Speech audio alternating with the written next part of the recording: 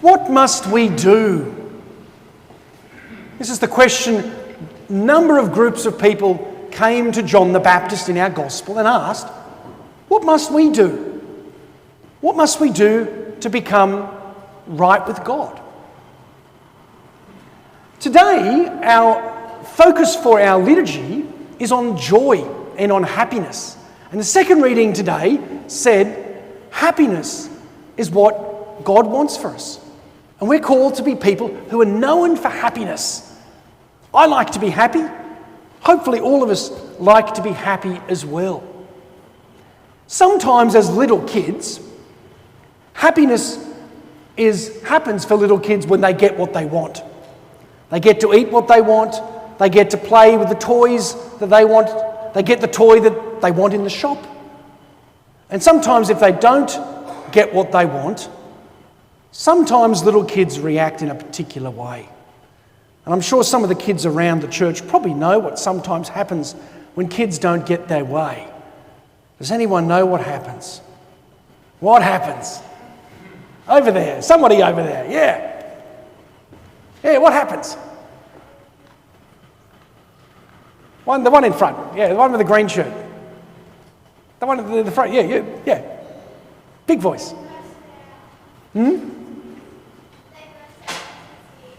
They burst out in tears.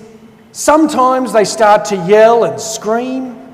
Sometimes they might say, Mum, it's just not fair. And they create sometimes what as adults we call a tantrum. Does anybody know what a tantrum is? Has anybody had a tantrum before? Maybe. But what we're called to be is we're called to be people of joy and happiness. And what we're reminded in the scriptures today is that happiness is not found in getting your own way. Happiness is found in not just being able to do what you want, but happiness is when we help others. It's when we serve, when we're people of goodness for others. And that's what John the Baptist was reminding the people in preparation for the coming of Jesus. He said, what must you do? Well, if you've got two tunics, tunics was a bit like a pair of pants, you could say. If you've got two of them and someone's got none, well, you should share them with somebody. Because sharing's a good thing. And sharing and charity is what gives us joy. In one sense, you could say, well, I just gave up my best pair of pants, my best boardies maybe. I gave it to some stranger. Well, that made me sad. But then you see the joy they have in being able to receive that and that they can go surfing as well. And so you think, oh, I've helped somebody. And so we're joyful in being able to help others. So it's not just about being happy because we get what we want. Actually, real happiness is helping and serving. Tonight, around the church, there is a number of young men and women, boys and girls, who are going to enrol today for the Sacrament of Reconciliation. And the Sacrament of Reconciliation is it's something that we introduce children to, but it's something very much for adults as well, is where we own up to the fact that at times we make happiness about ourselves and not about helping happiness in others and spreading joy to others. And so part of the reason I think the church asks the priests to wear pink on this Sunday is not because I like wearing pink, because I only wear pink on 2 days of the year, and that's the days of the year the church asks me to wear them. But it's meant to be for you, to remind us to be joyful, remind us to be happy. And we do that in service of others. We've got just a couple of weeks to go until Christmas. We're about to go on school holidays, or some might even be on school holidays already.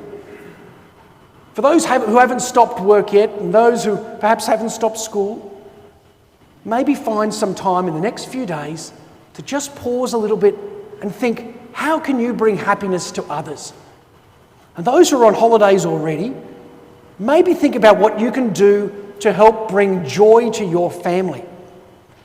Maybe when Mum asks you to make your bed, you could actually do it, as opposed to saying, oh. Or if you're asked to share something, well, maybe we could share something. Or maybe if there is some really nice cake or something really nice that's on the table over the next few weeks, and you want to grab it at first, maybe what you could do is let somebody else go first. Because in serving others, we receive the joy of Jesus, the happiness of Jesus. And that's what we're called to do. We're called to be servants. So let's do what we can to be servants to each other over the coming week as we prepare for Christmas, so that we can be happy and others can be happy in the life of Jesus. Let us rejoice in the Lord always. I say it again, rejoice.